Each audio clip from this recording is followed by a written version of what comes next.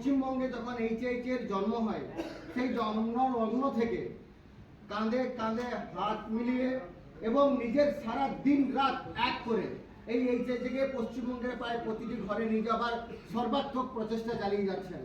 পশ্চিমবঙ্গের সাথে সাথে পশ্চিমবঙ্গের পার্শ্ববর্তী যে সমস্ত স্টেটগুলো আছে, যেমন বিহার বলুন, উড়িষ্যা বলুন এবং ঝাড়খণ্ডে বলুন, ওনার দুর্দান্ত টিম কিন্তু চারদিকে বিল্ড আপ হয়ে চলেছে।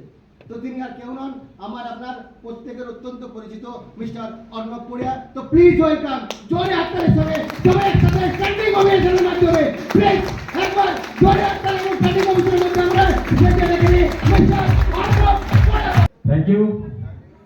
সকলকে সুপ্রভাত। সবাই টিফিন করেছেন? টিফিন কেমন হয়েছে?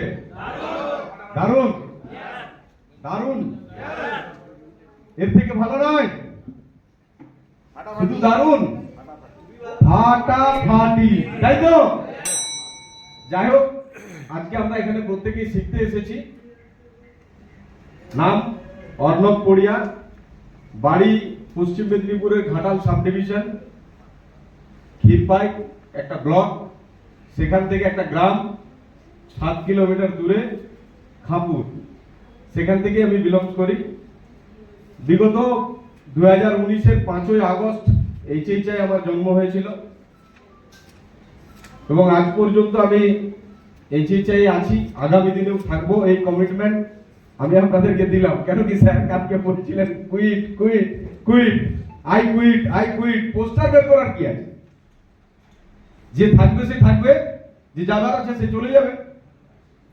আমি মনে করি যেহেতু এখানে প্রত্যেকেই অ্যাক্টিভ ডিস্ট্রিবিউটার এখানে এই হলের মধ্যে আছেন, আমি মনে করি যেখানে আমাদের নিত্য প্রয়োজনীয় দ্রব্য ডাল, তেল, হলুদ, লঙ্কা, মশলা, লবণ নিয়ে যদি কেউ কেরিয়ার না তৈরি করতে পারে এইচএইচআই, তাহলে পৃথিবীর কোনো জায়গায় গিয়ে সে কেরিয়ার তৈরি করতে পারবে না বন্ধু। পৃথিবীর কোনো জায়গায় গিয়ে সে কেরিয়ার তৈরি করতে পারবে না।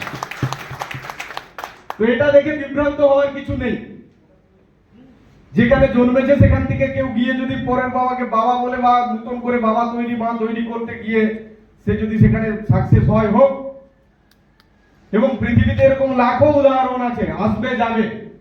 এই খেলার মধ্যে যদি আপনি টিকে থাকেন, ছেলেরা বারবার একটা কথা বলেন যে আপনি যদি এখানে প্রথম 5 বছর টিকে থাকেন, তাহলে আপনার পরিবারটা ভালোভাবে চলবে, আপনার ছোট ছোট স্বপ্নগুলো ফিল আপ হবে।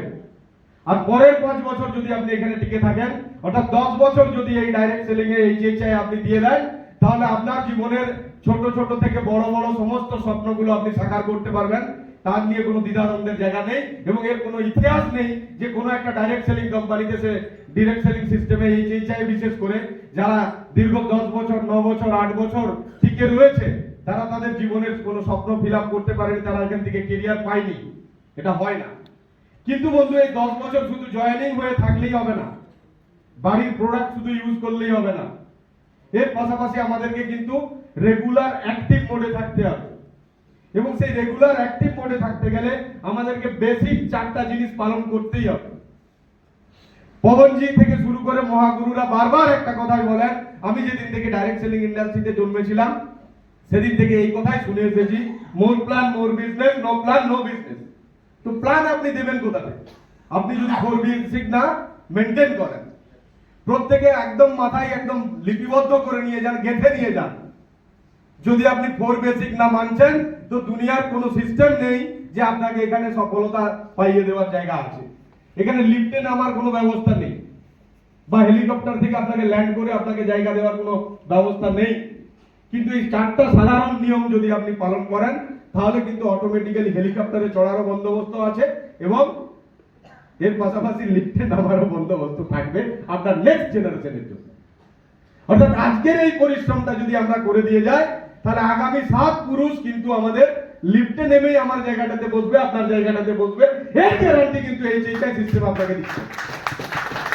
তাহলে সেই 4 বেসিক কি না, সেই 4 বেসিকের প্রথমেই আসে যে আপনাদের এখানে বিজনেসের মূল যেটা কাজ, মোর প্ল্যান আপনি দেবেন কিভাবে, যদি আপনার কাছে লিস্ট না থাকে, অর্থাৎ তালিকা যদি না থাকে। কাদের তালিকা? না, আমরা প্রত্যেকেই মানুষ তো, কিছু লোকের সন্দেহ আছে কি? প্রত্যেকে আমরা মানুষ তো। Thank you. তো এই মানুষের তালিকা আপনাকে করতে হবে, ভগবানের তালিকা আপনাকে করতে হবে। মানুষ রূপী ভগবানের তালিকা আপনাকে বানাতে হবে। সেই তালিকাটাকে আপনাকে বাড়াতে হবে দিনের পর দিন, ডে বাই ডে। অনেক অবস্ট্রাগল আসবে পৃথিবীতে। ভালো কাজ করতে গিয়ে অবস্ট্রাগল আছে, খারাপ কাজ করতে কোনো সময় লাগে না। আপনি মার্কেটে বেরিয়ে যান, রাস্তায় বেরিয়ে যান, কোনো একটা খারাপ কাজ করবো বললে আপনি এক্ষুনি করে দিতে পারেন। কিন্তু কোনো একটা ভালো কাজ করতে গেলে তার নির্দিষ্ট একটা পরিকল্পনা লাগে এবং তার জন্য প্রয়াস লাগে, তার জন্য পরিশ্রম লাগে, তার জন্য ত্যাগ লাগে, তার জন্য ভালোবাসা লাগে, তার জন্য প্রেম লাগে। তো সেই তালিকা আমাদেরকে বানাতে হবে প্রত্যেককে। ছাতিয়ে হাত দিয়ে যদি বলি তাহলে দেখা যাবে যে এখানে কেউই 99% লোক যাদের কাছে তালিকা নেই, লিস্ট নেই। তো লিস্ট যদি না থাকে বন্ধু, আপনি কাকে বলবেন? আর আমাদের এই ব্রেন, আমাদের এই মাথা, এ বিরাট জিনিস। এ কখনো আপনাকে মনে করিয়ে দেয়, কখনো আপনাকে ভুলিয়ে দেয়। কিন্তু এই মাথাকে ঠিক রাখতে গেলে আপনার লিস্ট যদি চোখের সামনে থাকে তাহলে আপনি সবসময় মনে করতে পারবেন, সবসময় আপনি দেখতে পারবেন। তো এই লিস্ট আপনাকে তৈরি করতে হবে। নেক্সট আসলো কি না, ইনভাইট। অর্থাৎ আপনাকে তার সঙ্গে ফোনালাপ করতে হবে, বা আপনি তার সঙ্গে সাক্ষাৎ করে তার কাছ থেকে সময় এবং টাইম, এই দুটো জিনিস নিতে হবে, ডেট এবং সময়। এটা নেওয়ার পর সেকেন্ড থার্ড কাজ কি আমাদের না, এসটিপি, শো দা প্ল্যান। তো প্ল্যানটা কি আপনি প্রেজেন্টেশন করুন। এবার বলবেন আমি স্যার প্ল্যান দিতে পারি না। আরে প্ল্যানের কিছুই নেই। আপনি যেটা বলতে পারবেন, আপনাকে যেটা ভালো লেগেছে, আপনি যে জন্য এই যে এসেছেন, সেটাই আপনি কনফিডেন্সের সঙ্গে তার কাছে উপস্থাপন করুন। তারপর আপনার যদি নেক্সট ফলো আপের প্রয়োজন হয়, সেখানে যদি দেখেন যে আপনার আপলাইনকে সঙ্গে লাগবে, তখনই নেন। আমি আরেকটা গুরুদেবদের কাছে শিখেছিলাম যে আপলাইন মানে গোলাপ ফুল। গোলাপ ফুল কোথায় থাকে? পকেটে এরকম জায়গায় রাখা হয়, বা মায়েরা খোপাতে নেন, তাই না? বা আমাদের ফুলদানিতে সাজানো থাকে।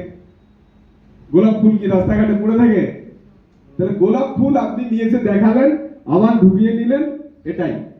আপলাইনকে যারা বেশি ব্যবহার করে ফেলবে তাদের কিন্তু বিজনেসের গ্রোথ আসবে না। আপলাইনকে গোলাপ ফুলের মতো ইউজ করুন।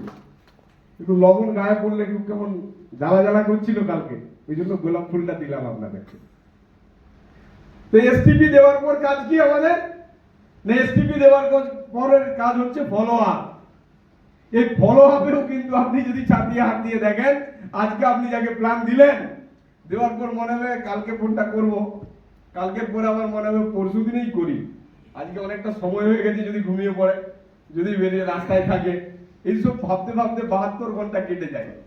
আর এখানের কবচদারি ফলো আপের হচ্ছে মোর দেন 48 ঘন্টা। 72 ঘন্টাটা হচ্ছে নিয়ম রক্ষা। তো 48 ঘন্টার মধ্যে আমাদেরকে ফলো আপ সারতে হবে। ফলো আপটা কিনা ফিজিক্যালি যদি করতে পারেন সবচেয়ে বেস্ট। আর নট অনলি দূরের যদি জায়গা হয়, অবশ্যই ওভার টেলিফোন করুন। তো সবসময় চেষ্টা করবেন মর্নিং মিরাকেল যেমন আমাদের চলছে, সেরকম মর্নিং এ সকালে ফ্রেশ মাইন্ডে তাকে ফলো আপ করতে। তো এই 4টা কাজ যদি আমরা করি, তবেই কিন্তু এখান থেকে আমরা সবকিছু পাবো, যেগুলো আমরা এখান থেকে ডেলিভার হচ্ছে, শুনছি, বা এতদিন ধরে শুনে এসেছি। নট অনলি কিন্তু আমাদের কোনোটাই কোনোদিন হবে না, এটা আপনি জেনে নেন।